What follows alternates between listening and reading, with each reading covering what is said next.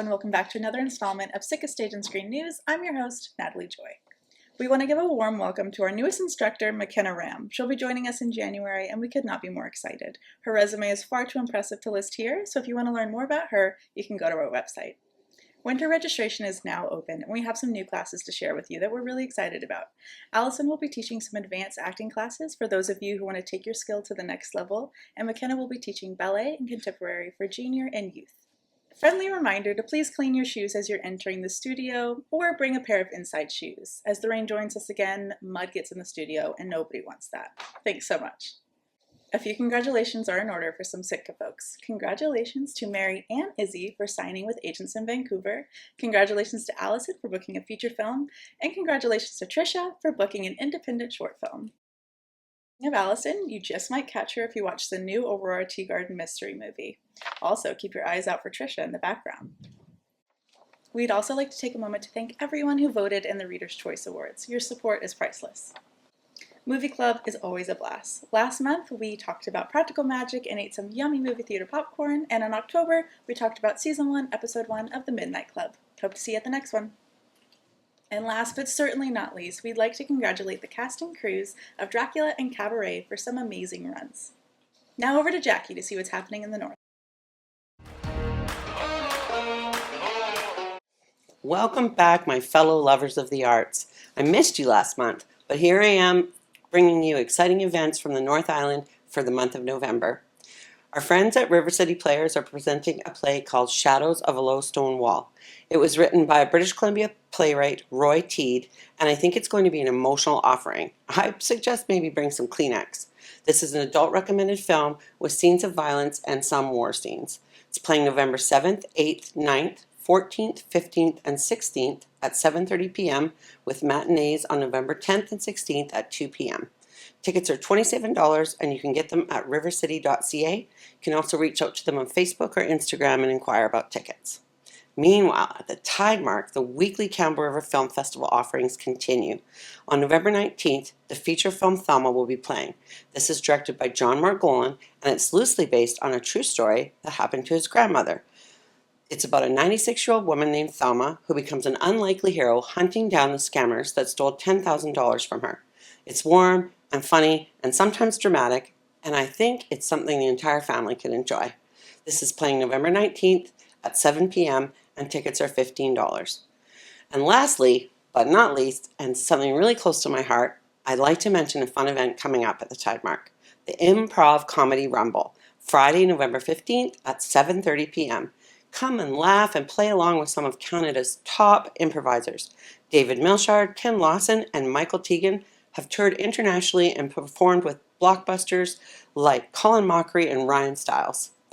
I'm definitely going to be there, and I hope to see you there as well. Tickets are $37.50 and selling fast, so I suggest you get there and get yours right away. Tickets for both of these events are available online at thetidemarktheatre.com, and you can reach out to them on their Facebook and Instagram pages as well. Think pink! Thanks for stopping by to check in on your neighbors from the north. Maybe I'll see you up here. Thanks, Jacquie. Now over to Hussam to see what's going on at the Sid. Greetings. I am the Chosen. I'm covering for Hussam El-Ghussein for Sitka Stage and Screen News. You may be wondering what happened to poor little Hussam, the little guy that we all know. Well, metaphorically speaking, he got his foot stuck in the toilet, if you catch my drift. Anyways, the Sid Williams Theatre has stuff packing up as Mariah Carey begins to thaw, and this includes a family movie night. Space Jam, the Shakespearean masterpiece of a movie, is going to have the Looney Tunes gang become all-star ballers. Also, Michael Jordan is in there for some reason. This is a free event, which is very impressive. The movie itself, I dare say, is very impressive too. You don't need to pay anything. It's coming by the Sid Williams Theatre on November 10th. And now, from ballin' to ballin' from laughter, it is a Christmas special that's happening later in November. God is a Scottish Drag Queen is a show that explains why we give Santa milk and cookies, the lore of everything down from the winter solstice to where we celebrate the holidays. Get your tickets now. It's available at the Sid Williams Theatre, November 26th, just before Christmas. Now, once again, I am the chosen. Thank you for having me, and for little Hussam, he will come back next time. Thanks, Hussam. I'll have to check those out. Now over to Tricia with community characters. Hello and welcome to Community Characters. My name is Tricia Spooner. Community Characters is all about introducing individuals from our community here in the Valley and letting you get to know them just a little bit better. Today with me is the most lovely Wendy Nixon Stothert. If you've seen a choir performance here in the Valley, it is quite likely you have seen Wendy with her ever-present infectious smile. Welcome, Wendy. Thank you, Tricia. Nice to be here. Nice. I'm glad you could join us. So early on, you spent 17 years as a music educator here in the Valley. These days, your role is that of music director. For how many community choirs? I have 5 regularly performing choirs that meet weekly to rehearse for the performances, and I have a drop-in called Resonation that happens every week from 12 to 1 at the Little Red Church, where we do songs learned by rote and improvising and just a little bit of vocal technique and community building. It's not about performing. That one's just about really sensing into singing and community through singing. Yeah, it's very interesting. Yeah. I've seen you in performances. And I have this pop-up choir once in a while that shows up at community events. So sometimes we'll be at, Moonlight and Magic or May Day in Cumberland or the Wood Stove Festival, and we'll do a pop song. I'll meet with whoever shows up for about an hour and teach them all the parts, and then we'll go out into the public and sing the song that we just learned for everybody. Amazing. Yeah, it's a lot of fun. And I understand you are a performer as well. Sometimes I perform, yeah. Okay, can you tell me a little more? Yeah, I've been a soloist, and I used to sing with a quartet called Swing Set. We did some vocal jazz stuff, and that was really fun. And these days, the most performing that I do is with an 80s band called Ricochet, and we have... So the last question before we get into our formal community character questions is, in your spare time, which sounds like you don't have that much, you are on a couple of boards. Which ones are those? Yeah, I'm on the Sid Williams Theatre Society board, and that board is more of a governance board, and it's great to receive the reports from Deb Brenz, the fabulous manager there, about all the upgrades that are happening at the Sid right now. They just installed a new lighting grid, which is very exciting. And I'm also on the CVOX board. So CVOX is a new local community radio station. It's a nonprofit, and it's just completely run by volunteers at this point. And you can listen to CVOX streaming at www.cvox.ca. And there's a constant stream going on there. It's a mix of local shows produced here in the Valley, as well as shows that are produced in other places of Canada that are syndicated. So yeah, we're always looking for people to make new shows here in the Valley about all kinds of topics. We welcome diverse voices on all types of things, music and talk. And there's also a Mixcloud on-demand platform where you can access any of the locally produced shows at any time. That sounds like an amazing platform. Yeah. All right. So as part of community character segment, I ask my guests the same 5 questions. Okay. And it is intended to get to know you just a little bit better. You ready? Yes. Okay. What is your favorite thing to do or place to visit in the Comox Valley? That's a really easy one for me. I live right on the Pentlands River, and being by the river is absolutely my solace and rejuvenation place all at once. It is magical. So I love to swim, and I have lots of little swimming spots depending on where the fish are at any given time in We're a the little river. busy right now. Yeah, Yes. yeah. So you got to go above the hatchery at this time of year. Okay. But yeah, it's such a beautiful, clear, clean, warm river, and it's just, there's so many cool little nooks and crannies. You're going to have to check out some of those spots. But we try not to tell too many people. Okay. Yeah, But my husband. you just I know. All right. Can you describe your earliest memory about being involved in the arts? Yeah, I would say when I was in kindergarten, my mom was a Tupperware lady, and she, with her first Tupperware profit check, went out and bought an apartment-sized piano. She had always wanted to learn how to play the piano and never had the chance as a kid. And so when she got the piano, I was just fascinated with it and I loved it. And she started taking lessons, and then I just begged her, please, can I take lessons? So I had a teacher named Lori when I was 6 years old who just, got me going on hot cross buns and all kinds of things. And I loved that. And then I had a teacher, Mrs. T, who took me from age 7 all the way till I was 16 or 17, doing lots of classical music. And yeah, just kind of expanded from there. I took lots of music in high school.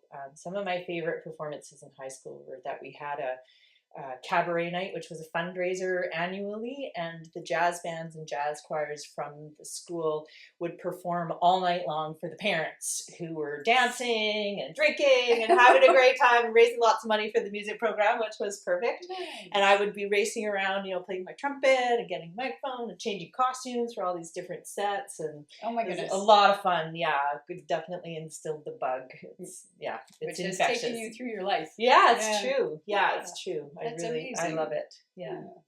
All right, number 3. Was there someone or something in particular that was most inspirational, encouraging you to first get involved? Beyond what you've just mentioned. My mom. I would Yeah. just say, my mom always made it possible for me to pursue music. Even when things were really tight, it was always available to me to take lessons. And she had to nag me to practice sometimes, but when we got to that point where at 13 years old, where a lot of kids decide to stop pursuing some of the things they've been doing, and my mom was having a hard time getting me to practice, and it was always a fight, she basically said, okay, that's it, if you want to do it, it's up to you. I'm not going to push you anymore. Okay. And so I realized at that point that I really did want to do it. I wasn't just doing it because my mom was nagging me. I really wanted to do it. And I was very internally motivated. I just loved playing and how I could sing while I played and just let out all my feelings and express myself. It was very cathartic for me as a teenager. So I'm grateful to my mom for pursuing and encouraging and pushing sometimes, and sometimes knowing when to let go so that I could do it on my own. So Plant the seeds and let it grow. Thanks, Mom. Yeah. Okay. This is the toughest question.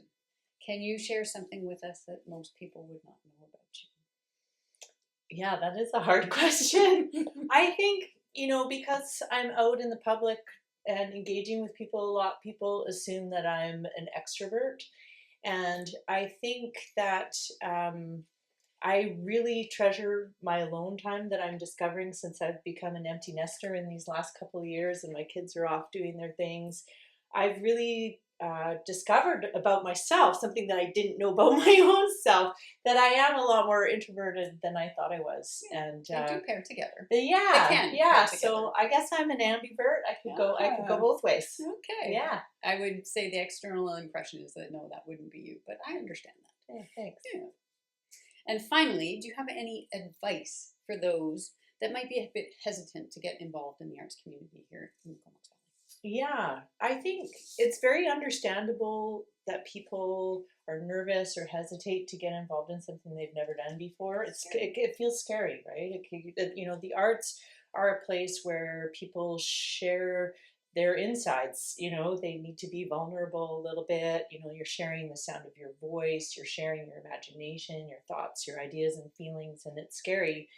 However, all around the valley, there are so many ways to be supported in that, where the communities are very safe places for people to take risks and experiment and fall and get caught. And I think just having faith that people want to see you do well.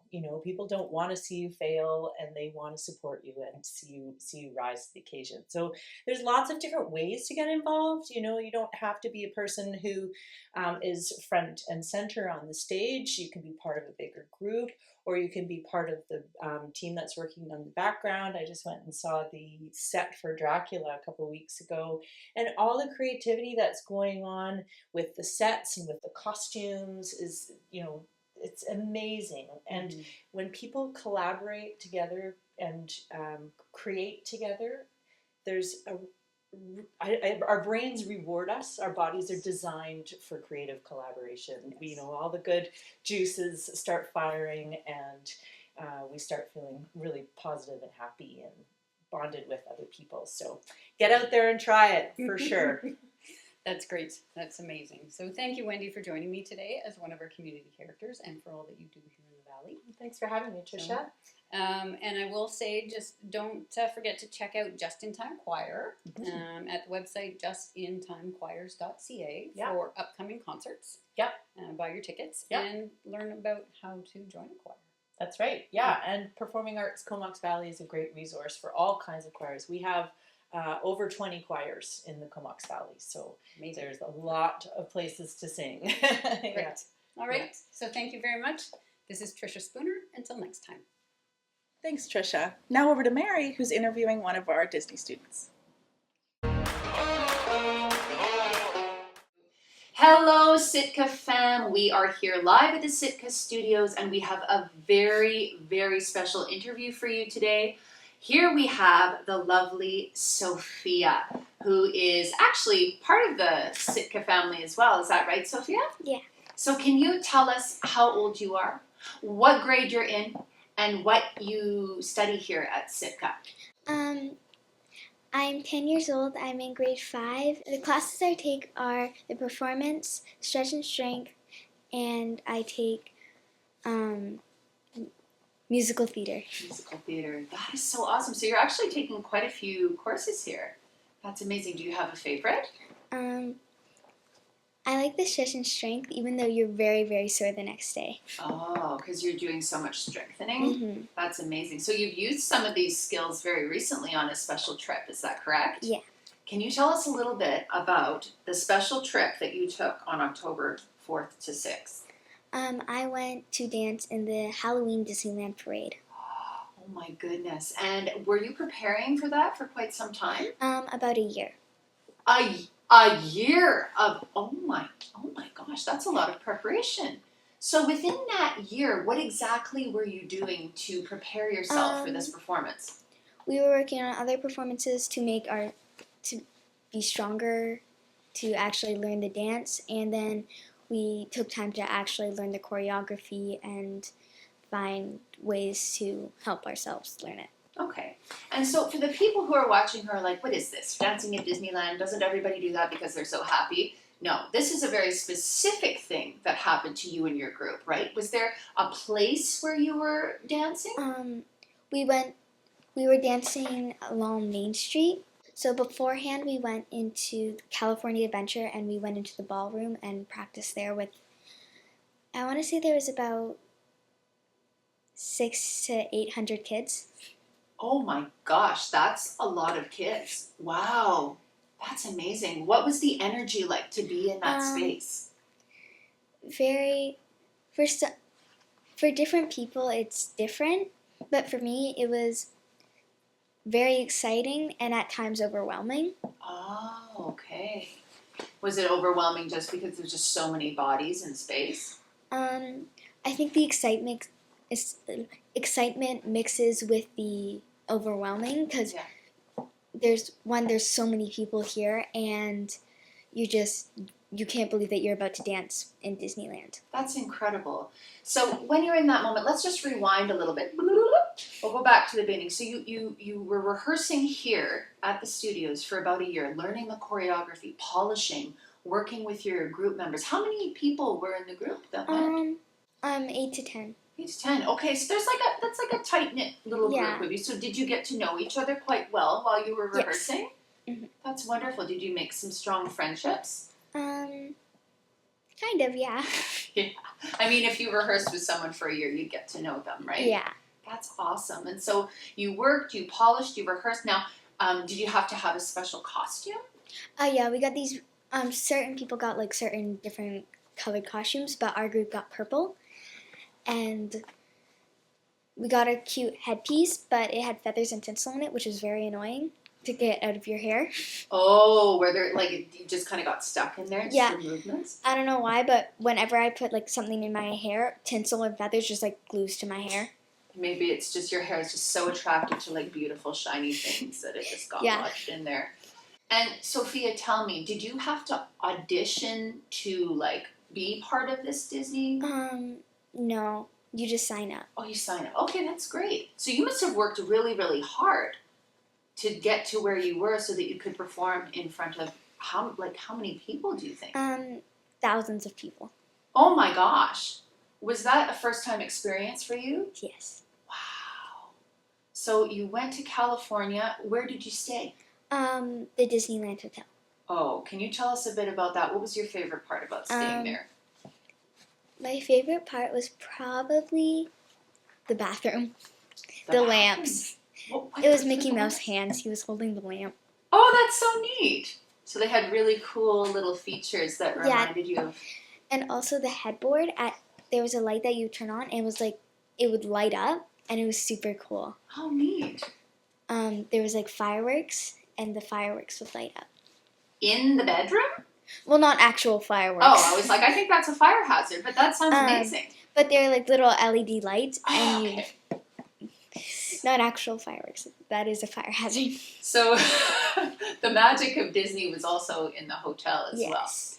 Okay, so you're staying in the most magical place on earth. You've got your crew, and let's think you're in that building. So there's like 800 people. Did you guys have to do like stretches and like a warm up before you went on? Yeah, we did a warm up. When you did your choreography, was there music playing, or did you just have to remember the counts in your head? There was music playing. Okay, and did somebody carry like a speaker? Like how did that work? No, there was like speakers on the side that would play, and then like big speakers. Okay, so like everybody could hear it. Yeah. Oh, that is so amazing. So.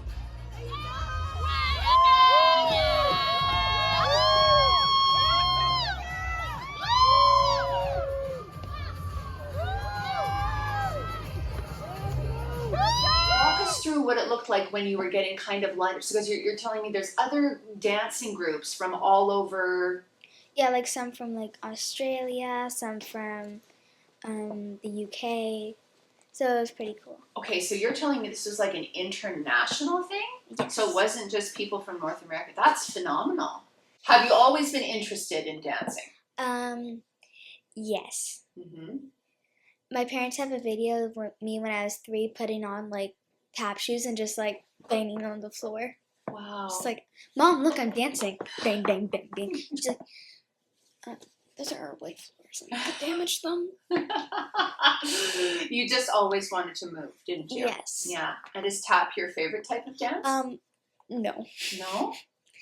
I think I took 1 tap lesson when I was like 3. Okay. I've been more interested in like musical theater and stuff like that.